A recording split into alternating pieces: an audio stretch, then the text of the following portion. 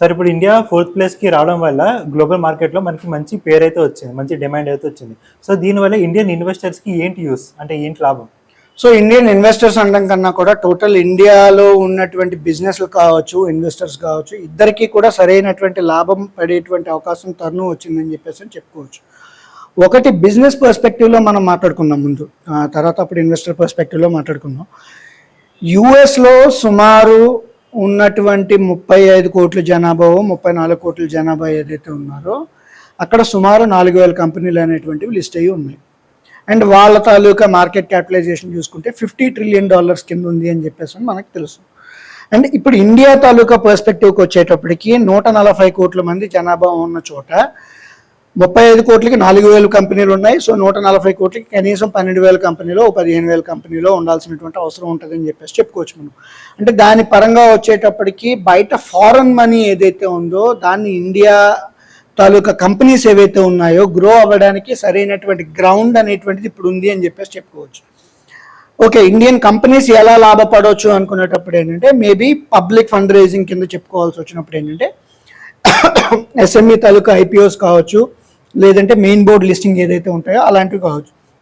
Example చెప్పుకోవాల్సి వస్తే గత 2-3 ఏళ్లలో చూసుకుంటే వచ్చినటువంటి నెంబర్ ఆఫ్ ఐపీఓస్ ఏవైతే ఉన్నాయో, అంటే ఇనిషియల్ పబ్లిక్ ఆఫర్స్, అంటే ప్రజల దగ్గర నుంచి అమౌంట్ కలెక్ట్ చేసి కంపెనీని రన్ చేస్తున్నటువంటి ఆర్గనైజేషన్స్ చూసుకుంటే కనుక సుమారు టాటా టెక్నాలజీస్ గురించి మనం మాట్లాడుకుంటే 67,000 కోట్ల రూపాయలు, ఆల్మోస్ట్ 70,000 కోట్ల రూపాయలు వాళ్ళకి సబ్స్క్రిప్షన్ అనేటువంటిది రావడం జరిగింది.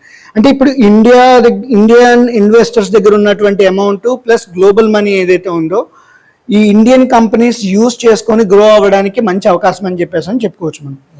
రెండోది, ఇప్పుడు ఇండియన్ ఇన్వెస్టర్స్ అని ఏదైతే మనం చెప్తున్నామో వాళ్ళు కూడా వచ్చేటప్పటికి కొన్ని ఎస్ఎంఈ ఐపీఓస్లో, అంటే వాళ్ళ రిస్క్ ప్రొఫైల్ బట్టి హెచ్ఎన్ఐ కేటగిరీ అయితే హెచ్ఎన్ఐ కేటగిరీ కావచ్చు, లేదా రిటైల్ కేటగిరీ అయితే రిటైల్ కేటగిరీలో రిస్క్ ప్రొఫైల్ చూసుకొని ఇలాంటి ఏమంటాం అంటే ఎస్ఎంఈ ఐపీఓస్లో కానీ లేదంటే అన్లిస్టెడ్ షేర్స్లో ఏవైతే రాబోయే రోజుల్లో లిస్ట్ అవ్వడానికి వాల్యూ క్రియేట్ చేయగలుగుతాయి అని చెప్పేసి అనుకునేటప్పుడు ఈ హెచ్ఎన్ఐ ఇన్వెస్టర్స్ ఎవరైతే ఉన్నారో, retail investors obviously they should stay away from unlisted shares or SME IPO, ఎందుకంటే వాళ్ళ దగ్గర ఉన్న అమౌంటే చాలా తక్కువ కాబట్టి ఇలాంటి వాటిల్లో పెట్టుబడి పెడితే ఆబ్వియస్లీ రిస్క్ చాలా ఎక్కువ ఉంటుంది కాబట్టి ఇది కొన్ని కేవలం హెచ్ఎన్ఐ ఇన్వెస్టర్స్ కోసం మనం చెప్తున్నాం.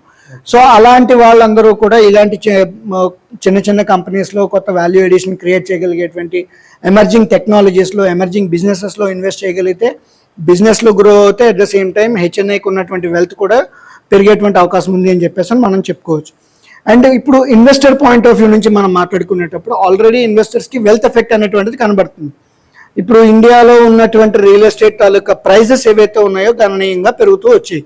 మనకి 2 తెలుగు రాష్ట్రాల్లో కావచ్చు, లేదంటే ఇప్పుడు కొత్తగా ఎమర్జ్ అవుతున్నటువంటి ఉత్తరప్రదేశ్ లాంటి, అంటే ఒక టూరిజం స్పాట్ కింద, ఒక ట్రావెల్ స్పాట్ కింద, ఆర్ ఒక పిలిగ్రిమ్ స్పాట్ కింద ఏదైతే ఎమర్జ్ అయినటువంటి అయోధ్య కావచ్చు, వారణాసి కావచ్చు, ఇలాంటి వాటిల్లో కూడా రియల్ ఎస్టేట్ తాలూకా ధరలు ఏవైతే ఉన్నాయో కొంచెం పెరుగుతున్నాయి.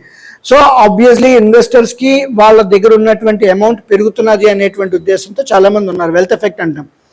రాబోయే రోజుల్లో మనం ఈ $4 ట్రిలియన్ ఎకానమీ నుంచి $10 ట్రిలియన్ ఎకానమీగా మారాలి అనుకునేటప్పుడు ఇప్పుడు ఉన్నటువంటి ధరలు ఏవైతే ఉన్నాయో, అంటే రియల్ ఎస్టేట్ కావచ్చు, స్టాక్ మార్కెట్ కావచ్చు, ఆర్ బిజినెసెస్ కావచ్చు, ఇంకా గ్రో అవ్వడానికి చాలా ఎక్కువ స్కోప్ ఉందని చెప్పేసి మనం చెప్పుకుంటున్నాం.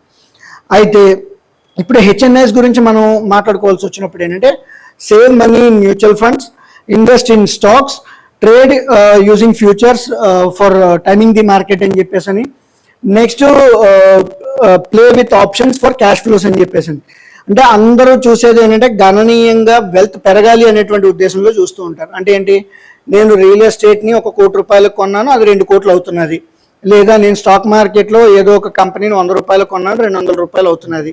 దీన్ని క్యాపిటల్ ఎప్రిషియేషన్ అంటాం. క్యాపిటల్ ఎప్రిషియేషన్తో పాటు క్యాష్ ఫ్లో ఇన్వెస్టింగ్ అని చెప్పేసి అని, ఇప్పుడు రియల్ ఎస్టేట్లో డబ్బులు పెడితే మనకి రెంట్ కూడా వస్తుంది. సో అదే రకమైనటువంటి క్యాష్ ఫ్లో ఇన్వెస్టింగ్ కూడా చేసుకోగలిగితే వెల్త్ని ఫాస్ట్గా అక్యూములేట్ చేసుకోవడానికి అవకాశం ఉంటుంది. అది ఎస్పెషలీ హెచ్ఎన్ఎస్కి అయితే కనుక ఇంకా ఈజీగా ఉంటుంది, ఎందుకంటే వాళ్ళ దగ్గర మనీ ఉంది, అట్ ద సేమ్ టైం వాళ్ళు ఒక సరైనటువంటి ప్రాపర్ టీమ్ని రిక్రూట్ చేసుకోవడానికి కూడా వాళ్ళ దగ్గర స్కోప్ ఉందని చెప్పేసి చెప్పుకోవచ్చు మనం. And at the same time వాళ్ళకి కావాల్సినటువంటి ఎగ్జిక్యూషన్ కేపబిలిటీస్ ఏవైతే ఉన్నాయో వాటిని కూడా ఇంప్రూవ్ చేసుకునేటువంటి అవకాశం ఉందని చెప్పేసి చెప్పుకోవచ్చు. సో ఓవరాల్గా హెచ్ఎన్ఎస్కి అయితే కనుక వెల్త్ ఎఫెక్ట్ చాలా స్ట్రాంగ్గా ఉంది. రాబోయే రోజుల్లో వాళ్ళు ఇంకా ఎక్కువ డబ్బులు సంపాదించేటువంటి అవకాశం ఉంది అని చెప్పేసి క్లియర్ కట్గా మనం చెప్పుకోవచ్చు.